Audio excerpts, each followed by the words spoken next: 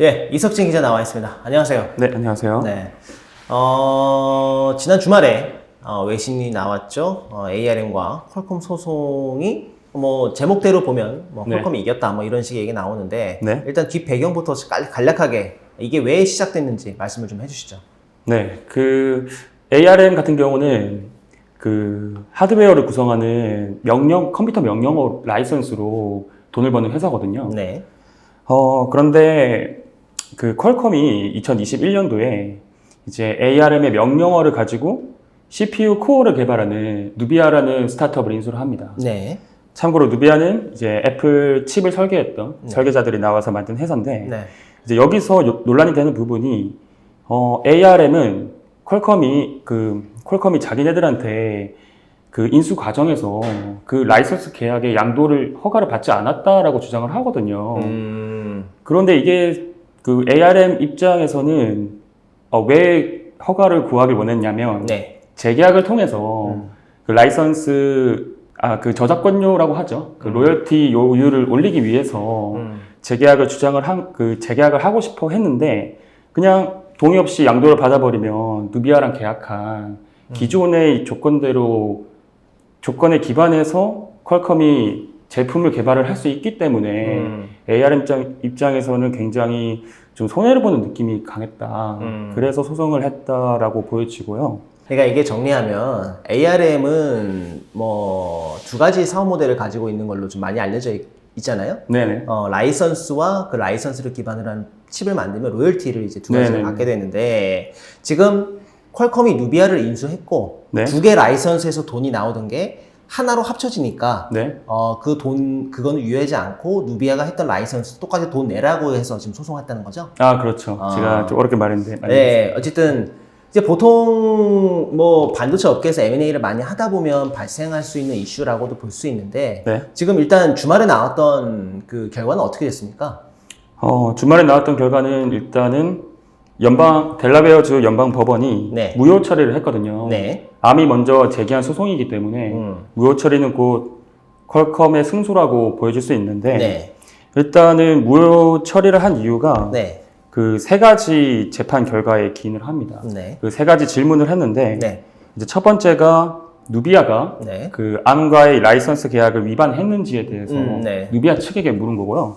근데 두 번째가 퀄컴이 누비아 AL의 라이선스를 양도받는 입장에서 네. 위반 사항이 있었는가 였고, 세 번째가 퀄컴이 누비아 자산으로 네. 자기네들 CPU를 개발을 했을 때 암의 지적 재산권을 사용을 했느냐를 따졌거든요. 네. 근데 이 중에서 두 번째랑 세 번째 질문이 재판 배심원단 8명의 퀄컴 측의 만장일치를 얻었고요. 첫 번째 질문에 대해서는 무효 처리를 하게 됐습니다. 첫 번째 질문에 대해서 무효 처리를 했다는 건 어떤 질문을?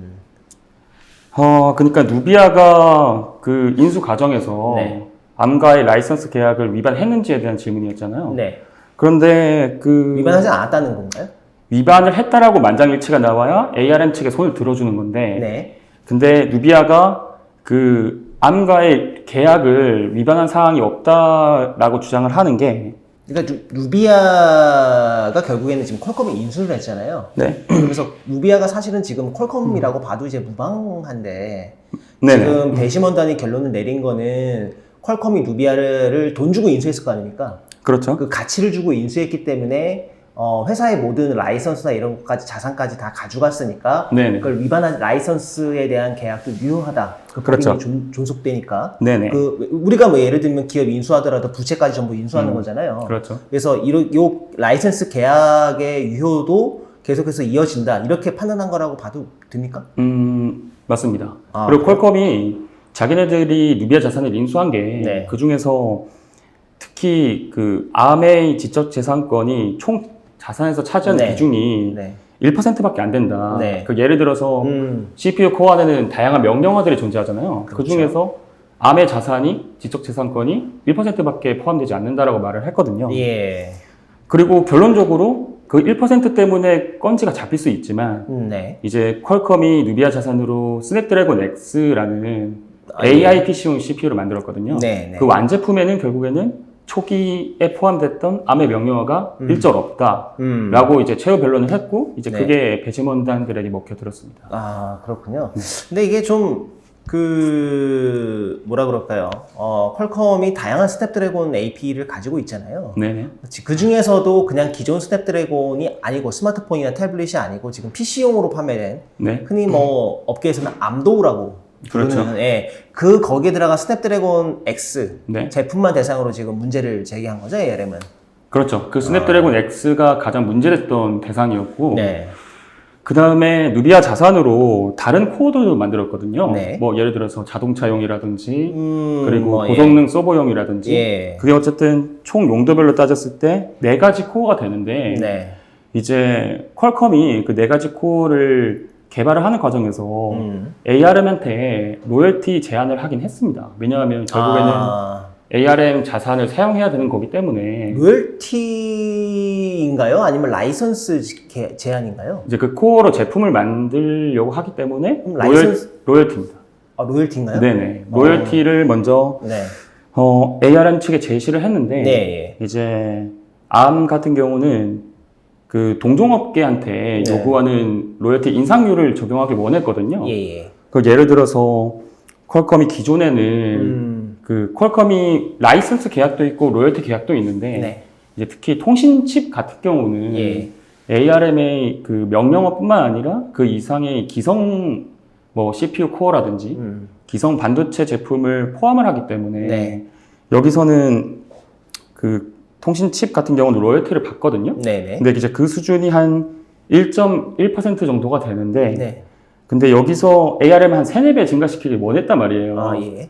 근데 ARM이 이렇게까지 로열티에 집착하는 이유가 뭐냐면 어쨌든 ARM이 원래라면 약간 뭐 표현 적절한지 모르겠는데 비영리 법인처럼 그냥 우리는 반도체 업계의 그 공동된 발전을 위해서 우리의 라이선스를 적절한 가격에 지불하겠다 했는데 네. 이제 ARM이 결과적으로 2022년도에 그 엔비디아 인수에서 미끄러지면서 공개 시장에 상장이 됐잖아요. 네. 그때부터는 성장을 증명해야 되니까 계속 고객들한테 비싼 로열티 요율을 전가를 시키는 건데 뭐 그 전부터 불만은 많았습니다.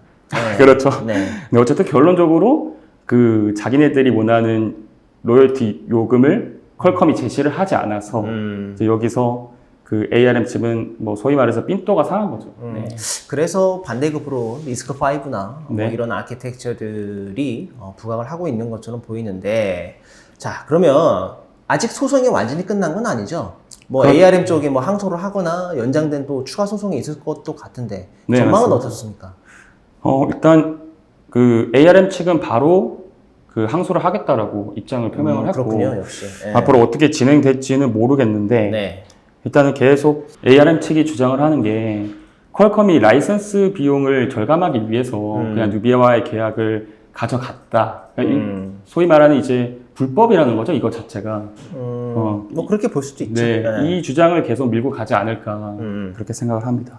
그러면 사실 과거에 수많은 아키텍처들이 있다가 이제 사실은 모바일 디바이스에서는 ARM이 전부 다 이제 천하 통일을 했다고 해도 과언이 아닌데, 우리 기업들도 상당수, 대부분 다, 뭐 삼성도 마찬가지고요.